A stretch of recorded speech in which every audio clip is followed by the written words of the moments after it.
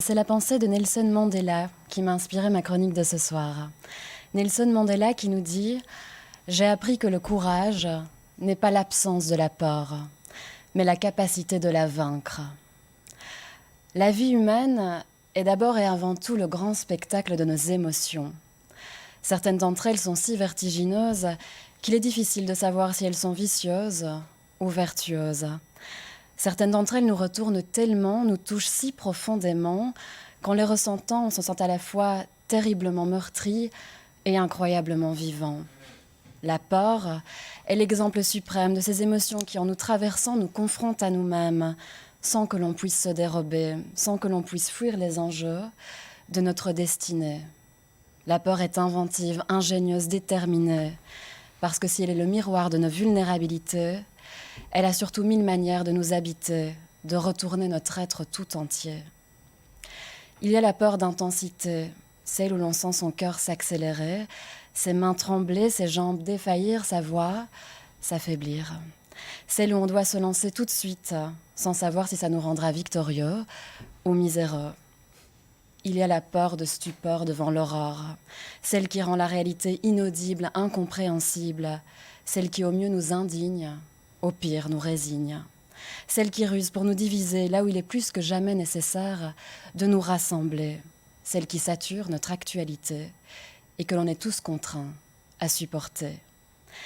Mais il y a aussi une peur plus insidieuse, plus sinueuse, qui s'impose dans notre quotidienneté sans consentir à nous quitter, qui ne nous permet plus de nous reposer, qui nous empêche de pleinement respirer, celle de nos nuits blanches et de nos matins noirs, celle des questions qui nous taraudent, qui nous torturent, qui laisse ouvertes nos blessures, celle qui nous accompagne et nous désarme tous les jours, qui nous gagne quand on pense à la mort ou à la perte de l'amour, celle qui nous assaille d'interrogations sur notre direction. Ai-je seulement fait les bons choix? Qu'adviendra-t-il de moi si je ne choisis pas la bonne voie?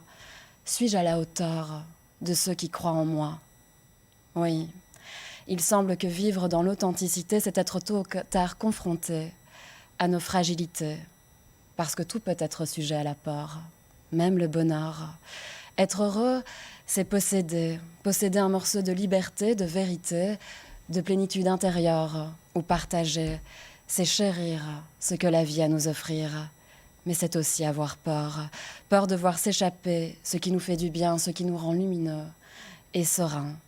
Ainsi, exister, c'est parfois craindre et le nier, c'est souvent feindre. Mais l'accepter, c'est déjà s'imposer face à l'adversité. Parce que si la peur fait partie de nous, rien ne nous oblige à nous y résumer. La surmonter est probablement la plus belle façon de nous sublimer, de nous grandir, de nous délivrer. Aux quatre coins du monde et aux quatre coins du temps, les êtres humains n'ont cessé de transcender leurs effrois pour faire briller leurs espoirs. Ils ont eu la bravoure de se battre pour leurs semblables, pour ceux qu'ils aiment, et pour eux-mêmes. Ils ont fait naître du magique dans le tragique. En cela, la peur et notre aptitude à la dépasser sont les garantes de notre humanité. Chacun à notre échelle, quand nous œuvrons pour la beauté ou que nous nous refusons à la fatalité, nous travaillons à réinsuffler du sens dans la réalité. Nous devenons les artistes d'une peinture qui nous en met plein les yeux et plein le cœur et qui est tellement plus forte que la peur. Au sommet des falaises, il y a bien sûr le vide sous nos pieds, mais il y a aussi sous nos yeux l'immensité de la vallée.